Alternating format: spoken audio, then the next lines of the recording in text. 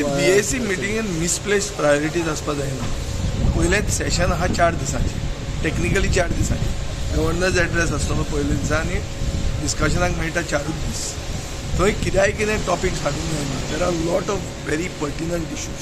One of the most pertinent issue is about what is happening to Goa, whether Goa is remaining Goa, and therefore issues like the bill tabled for special status by Captain Viriato.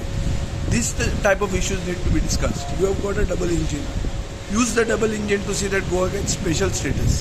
This was what was promised by Prime Minister Modi before he became Prime Minister. He said that there was no financial issues involved. Therefore, they would consider. Today, there is a need that Goa's identity is getting reduced.